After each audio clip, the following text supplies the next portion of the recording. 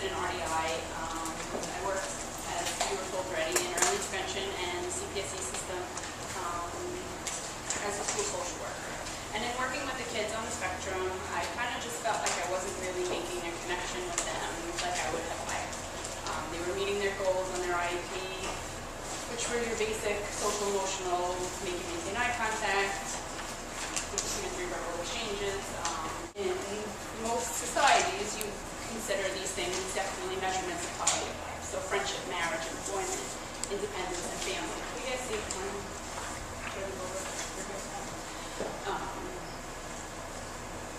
so here, there are actually really few studies on long-term outcomes of quality of life of individuals with autism.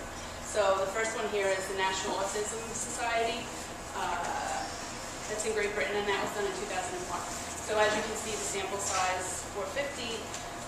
Then a long-term study of job, independence, and peers are listed there. Patricia Howland is also Great Britain, that was done in 2004. And Seltzer and Krause is from the United States, and that's also 2004. So, and then you would think that, go ahead. How long is a long-term study? They followed it varies for each study, but they followed them from childhood, mid-childhood until early 20s. I'm not particularly positive about the exact numbers, but so that was autism, and this is kids with Asperger's or individuals with Asperger's.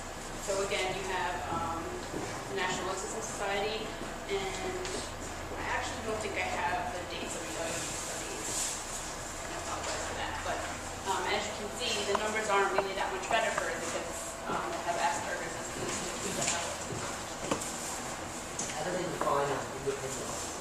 Such as Living independently. living independently? Yeah, living independently. So not in an assisted, any kind of residential.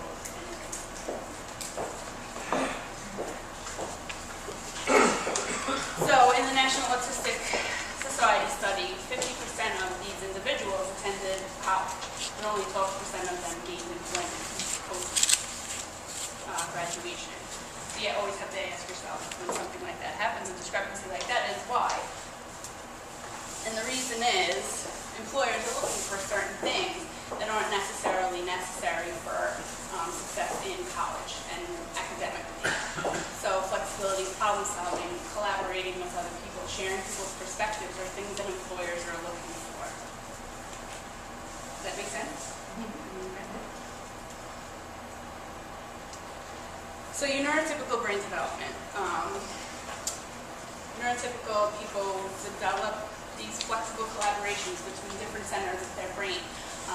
It's dynamic connections that allows for the rapid processing to happen simultaneously. So when you're looking at one thing, you're thinking about it in 4 different ways at the same time. It's the way that we process information. We oftentimes take for granted and don't realize how difficult it is for individuals on the spectrum.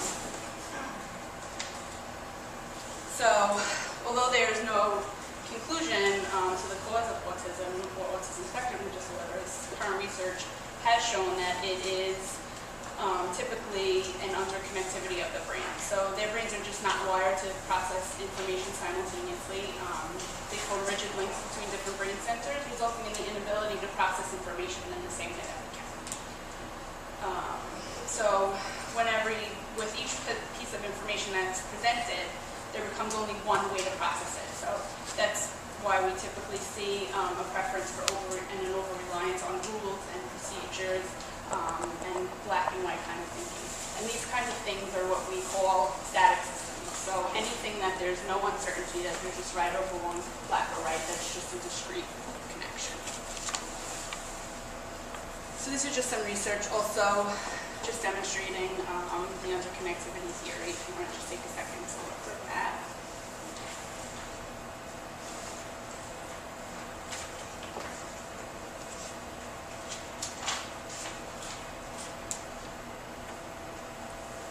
Okay.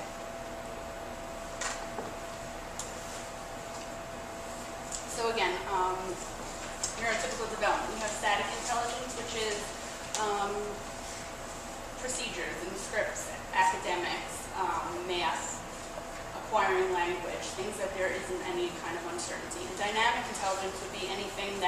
any kind of uncertainty. So the ability to be flexible, to share experiences with others, to take other people's perspective. And we have both of those types of intelligence. And in autism, typically the dynamic intelligence is what's lacking. So here's some examples of static intelligence. And if you just take a look at the list of things, there's very little uncertainty involved in these kinds of things. There's typically a right or wrong answer. It's very black and white. And so dynamic intelligence is what we do with those things. How do we utilize that knowledge? And as you take a look at those things, think about how each one of them has an element of uncertainty involved with each of them. Okay, make sense? Football? Any questions? So here's a little bit more concretely some static skills versus dynamic skills. So on your left side, you have a list of static skills. Again, so those kinds of things that there is no uncertainty. It's either black or right or wrong. Whereas on the right side, you have dynamic skills. So problem solving, being curious, resolving a conflict, being empathetic to another person, and thinking in terms that, okay, this isn't perfect, but it's good enough. There's a big element of uncertainty involved there.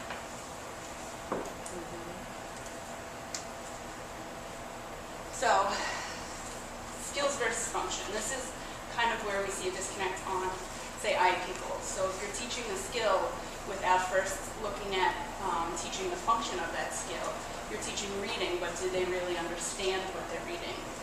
You can teach social readings at a party, but the function of utilizing social readings at a party is to enjoy other companies at a party.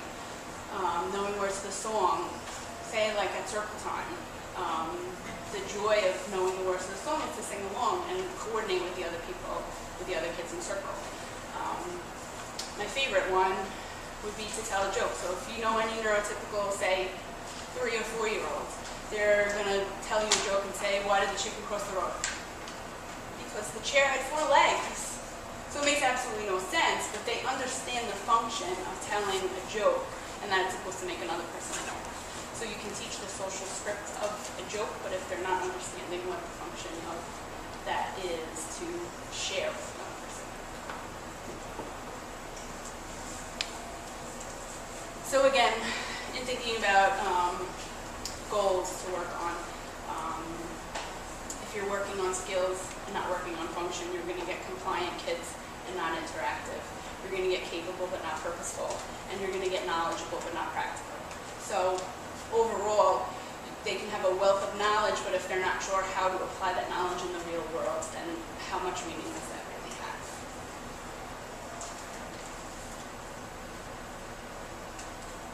So, along with the current research on the interconnectivity of the brain, there is also current research that the brain, the neuroplasticity of the brain, can be changed. We aren't stuck with what we're necessarily born with. You can change the brain based on the experiences that we provide people with.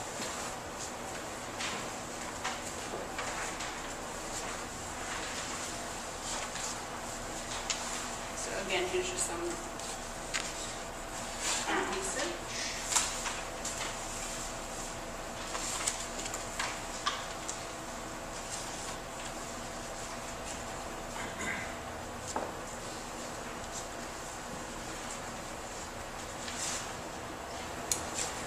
How do you teach static intelligence? How do you teach things like math, requesting, labeling, answering a question? It's pretty much done through these things, through repetition, through discrete trial teaching, and through rewards.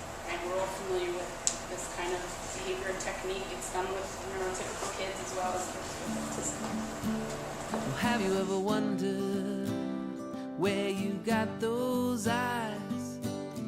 And why you smile?